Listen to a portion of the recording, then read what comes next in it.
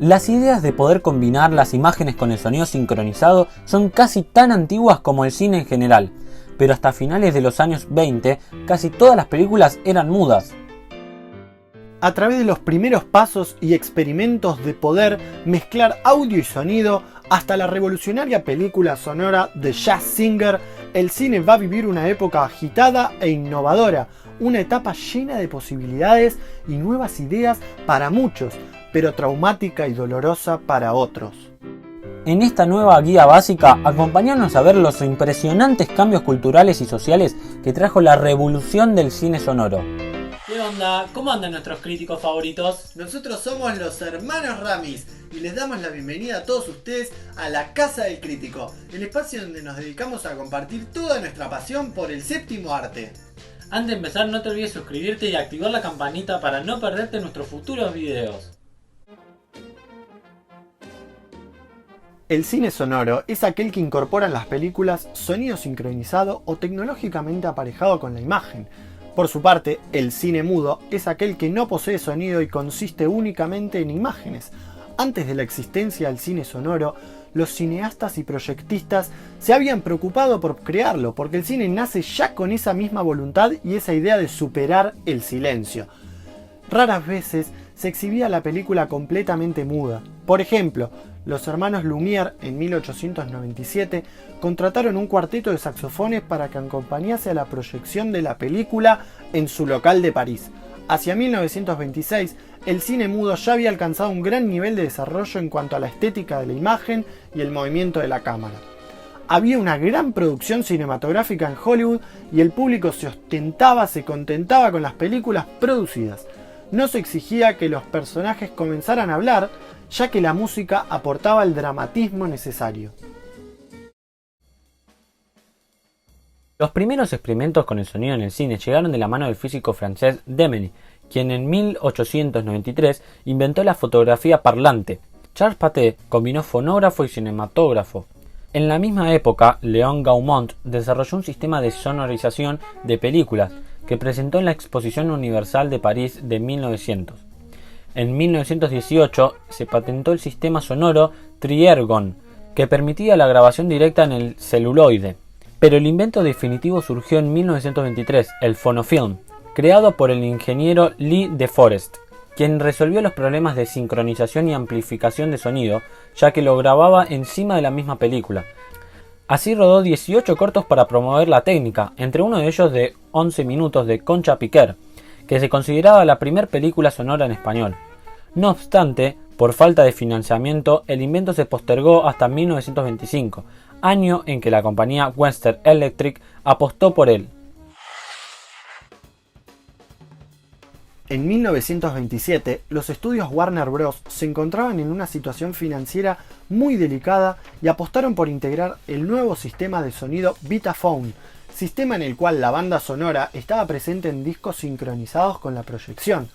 Se incorporó por primera vez en una producción comercial titulada Don Juan de 1926, dirigida por Alan Crosland, así como en otra de sus películas, Old San Francisco de 1927. En esta se incorporó por primera vez ruidos y efectos sonoros. Sin embargo, la película sonora más exitosa fue El cantante de jazz de 1927, en la que Al Johnson se inmortalizó pronunciando las palabras inaugurales: "Ustedes aún no han escuchado nada". Ante el éxito, pronto todos los grandes estudios montaron sus propias películas sonoras y el cine mudo quedó totalmente olvidado. Play two, two, two, three. Three chorus, you understand? And the third chorus, I whistle. Now give it to him hard and heavy. Go right ahead.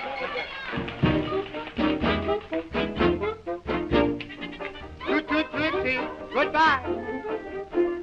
Toot, toot, tootsie, don't cry. The little choo-choo train, that takes me away from you. El éxito comercial del Jazz Singer supuso una revolución para la industria, el comercio y el arte cinematográfico, acompañada de bastantes desconciertos. Los estudios tuvieron que insonorizar sus paredes y equiparse con una nueva tecnología acústica. Las salas de exhibición tuvieron que añadir amplificadores sonoros y altavoces. Y Hollywood se enfrentó al reto que suponía que en la mayor parte de sus mercados el público no entendía el inglés, mientras que actores con voz poco fonogénica tuvieron que abandonar los estudios. Inicialmente, estos cambios traumáticos supusieron una grave regresión estética porque la cámara tuvo que encerrarse en un pesado blindaje insonoro que impidió su movilidad y la interior libertad del montaje de los planos tuvo que subordinarse a la longitud de los diálogos. El resultado de todo ello se tradujo en la predominancia de un insulso y chato teatro filmado. La moda del cine sonoro también afectó a la temática de los argumentos, con la aparición del género de comedias y revistas musicales, el incremento de las adaptaciones de obras teatrales y, en todo caso, un exceso generalizado de diálogos y fondos musicales gratuitos que dejaron a la imagen, al menos por un tiempo, relegada a un segundo plano. Pero algunos directores de talento como René Clair, King Vidor, Fritz Lang, Joseph Bostenberg, Carl Dreyer supieron descubrir la poesía del sonido, no como mero acompañamiento o ilustración de las imágenes. Si al principio asombraba al público que un actor abriera la boca y se oyera la voz, pasada la sorpresa inicial los directores de talento descubrieron el dramatismo o la poesía de los ruidos, como el sonido de los neumáticos en una persecución, los pies pisando el agua, los chillidos de las gaviotas, y en el plano humano desvelaron el dramatismo de unos sonidos que no existían en el teatro, el suspiro, el susurro y el gemido. Y también se descubrió, por contraste, el dramatismo del silencio. En los primeros años del cine sonoro se vio una reinvención estética del cine, convertido en un laboratorio experimental. Hubo que aprender nuevas técnicas y nuevas estrategias para narrar historias, y hubo que hacer compatible la creatividad del montaje y las longitudes de los diálogos. Y como reacción contra el chato estatismo y verbosidad del teatro filmado, surgieron incluso películas sonoras de protesta, que reprodujeron música y ruidos, pero prescindieron voluntariamente de los diálogos. La aparición del cine sonoro trajo grandes cambios positivos en la técnica y expresión cinematográfica, como ya vimos, pero también implicó una ruptura de las estructuras de filmación clásicas, lo que impidió que muchos actores y artistas quedaran olvidados o relegados a papeles de segunda línea. La imagen perdió su estética frente a la mayor importancia del diálogo. Los actores se vieron implicados en este cambio técnico. Algunas grandes estrellas fílmicas de Hollywood vieron hundirse sus carreras ante su mala dicción, su pésima voz o su excesiva mímica. Debido a esto surgieron nuevos actores en su reemplazo.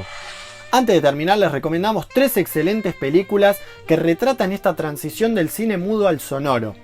Una es el famoso musical Cantando bajo la lluvia de 1952, otra es la profunda Sunset Boulevard o El ocaso de una vida de 1950, con una Gloria Swanson impresionante y repleta de leyendas de la época del cine mudo como Buster Keaton o Erich von Stroheim, y también la película El artista del 2011, que se llevó el Oscar a Mejor Película.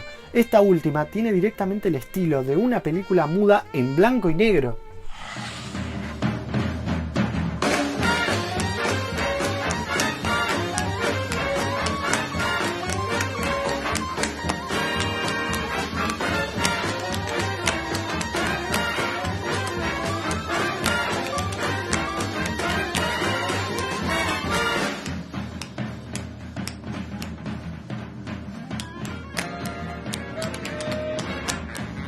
Si les interesan este tipo de videos más de onda educativo, les recomendamos entrar a la lista de reproducción de Guías Básicas, donde tenemos armado el mejor contenido y material para ustedes.